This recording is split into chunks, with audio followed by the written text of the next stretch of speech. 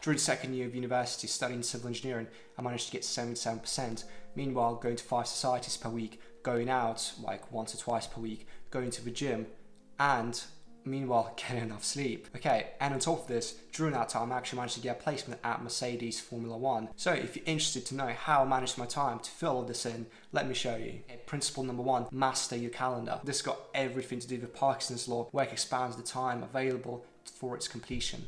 For example, if you had a week to complete a bit of coursework, and if you had 2 days to complete coursework, if you had a week, it would take the whole week to complete the coursework. But if you had, for example, 2 days, you could manage to cram in all of that in 2 days and complete it. Using Parkinson's law kind of helped me to set hard deadlines for myself. Now, if you can set hard deadlines for yourself to get a certain coursework done, so your deadlines, not someone else's deadlines, get it done a lot quicker, a lot more efficiently, get a lot more focused when you're doing this thing. This helped me to work very intensively during that time period. And then I can give my full focus to the next task without even just thinking about the previous task I've just done. You can use Google Calendar or you can use a physical planner like I do. And I kind of time block it out basically. Super simple. Get out your calendar app of choice, whether it's Google Calendar or whatever. So here's mine. Number 1, mark out all the super important tasks. So all the societies you want to go to each week. And then secondly, all the important bits of lab work or all the important lectures. And so this is you putting the stones, the foundations of the week. Okay, then secondly, obviously mark out your sleep time. If that's the case, try and get like 7 to 8, 9 hours of sleep, like ideally 8 to 9. Then obviously gym's important, so mark out all your gym time. Like normally for me it's anywhere between 3 and 5 times a week. Okay, if you can, try and batch out modules together, like whether it's just 1 day or 2 days. So Monday and Tuesday being one module, Wednesday and Thursday being a different one, and Friday and Saturday being the next one. But again, I know if you can't try and batch out like 2 or 3 hours together where you're doing just focus on just one module, because that'll prevent this thing called attention residue, when it takes you a certain amount of time to switch from one task to another and being fully focused and immersed in that one task. Okay, principle number 2, playing back lectures and batching. A lot of the time the lectures are spaced out very awkwardly. For example, for me, I had one lecture 1 hour and then I had an hour in between and then I had a lecture on a completely different topic. So the problem with this is you finish one lecture and then you don't really have enough time to go to the library, get set up and then learn for like 20 minutes or like half an hour.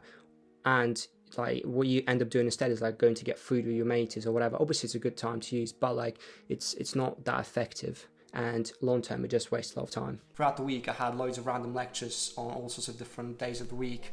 What I did instead, this worked perfectly with all the lectures being online, but you can also do this physically if your attendance is not like closely tracked. Firstly, I would go to the library, be at home, and then I watched all the videos on 2 times the speed so I can get through it more efficiently, I guess. Obviously, it takes a little bit of time for you to understand what's going on at 2 times the speed, but your brain gets used to it quite quickly. And then secondly, the most important part is I batched everything together. So for example, Mondays and Tuesday, I had module 1, let's say hydraulics, and then Wednesdays and Thursdays, for example, then I had a group project, and let's say Fridays and Saturdays, I was doing my dissertation. This prevented my focus to be fragmented all the time. So for example, for 1 hour I was doing this thing and then I go to another classroom or workshop or whatever and I was doing something completely different.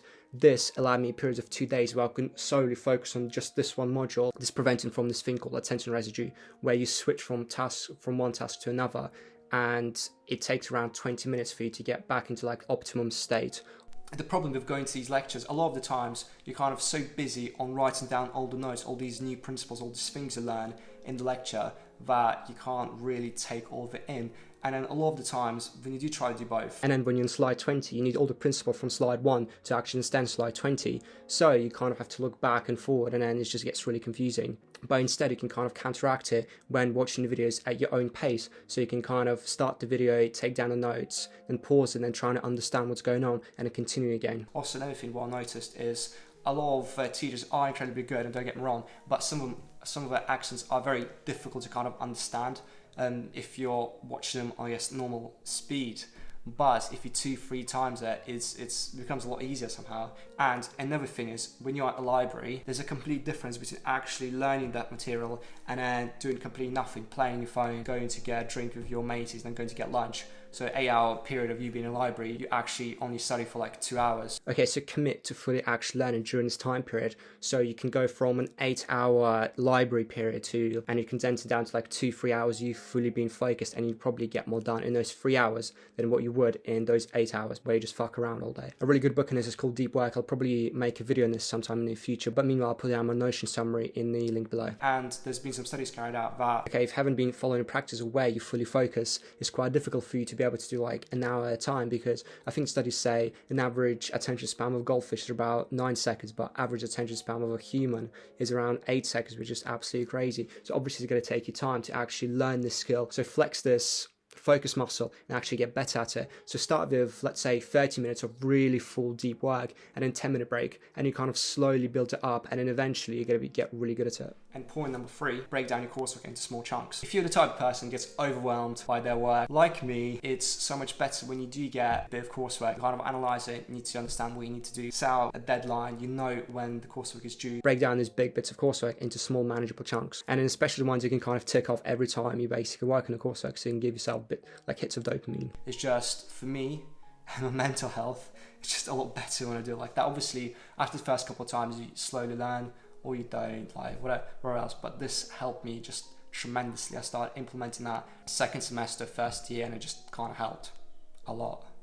Okay, when the coursework gets set at the start of the semester, deadline for it is normally towards the end, but the material of the coursework is normally the first like 4 or 5 weeks or whatever. So instead of being really panicky a week before coursework deadline where you haven't really done anything, you have to relearn everything from week 4 to 5 or whatever. Instead, do the coursework as the semester progresses in small manageable chunks. Firstly, as you learn all the stuff, you can actually just implement it into your coursework and then not use too much of your mental capital. You can do other stuff alongside. Okay, accommodation should be walking distance from uni and from all the buildings if you can help it.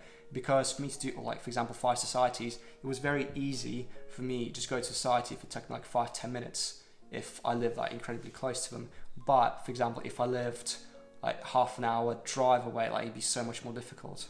Okay, another thing, meal prepping. So if you can, for example, meal prep for 2-3 days. Again, coming back to batching, it just is going to be a lot more efficient for you to do that than instead spend like 2-3 hours per day on just cooking. That time could be used a bit more, I guess, efficiently. For me, what I do now is I always have oats in the morning, and then after I come back from the gym, I have a big smoothie bowl. So altogether, that comes around to be around 2,000 calories. The rest of it, I need to hit about like 800 to like 1,000 calories more. Okay, and here, meal prep comes in clutch. Plus, big hack, if you're going to society, a lot of the times you're going to have free food there as well. So killing 2 birds with 1 stone, really. Another thing is trying to get stupid drunk every time you go out. Because the problem is the next day is going to be complete write-off, or maybe even 2 days. And then later you kind of learn that there's better ways of having fun than just getting fucking blackout drunk. Obviously looking back at it, it's probably fun for the first couple of times you do it during freshers, yeah, or you go now having fun with your flatmates, etc. But over time it does stack up. But okay, if you do end up getting a state, let me help you. So have a look at Wim Hof method and doing an execute hangover. It's basically like 10 minutes of deep breathings and retentions. Afterwards, you have a cold shower and then go for a run. And you probably have about a period of about 2 hours, at least 1 hour just for me, where I can do productive work. And then afterwards, I'm going to get really tired, especially if you don't have enough sleep. And then you have around 20 minutes to like half an hour power nap. And afterwards, you're going to be reborn. You're going to feel as fresh as a baby, or whatever say it is. To enjoy the course and just have a better time at university, make a bunch of friends in your course. So for example, I was very fortunate that I met Matt on the first day of uni, and then we became friends with Marissa. Love you both.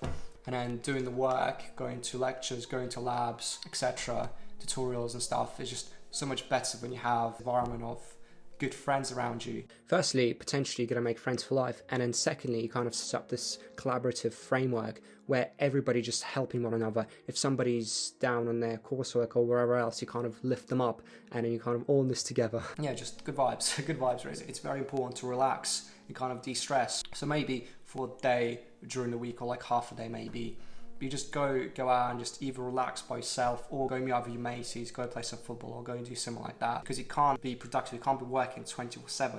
You need some time, I guess, to de-stress and to relax for you to be able to do your best work. It's especially important, you're not just doing uni, maybe you've got another side project and you're doing all the stuff. And then what? That's another big hack where you can kill 2 birds with 1 stone. You can actually go to societies and kind of de-stress like that. Okay, yeah, and definitely don't try and underestimate the importance of downtime, because sooner or later you're going to get burnt out, and then afterwards you're going to be doing literally nothing for the next 1 or 2 weeks. It's just like not ideal. Okay, and the bonus tip is rigging your digital environment. So it's incredibly easy to get distracted by social media, YouTube, etc., especially when your attention span is getting worse and worse, like happened with me. So you want to set up your environment for success. I actually made a video about the best Chrome extension I use to 10x my productivity. If you want to check out that video, go for it. Otherwise, see you again next week. See you later, guys.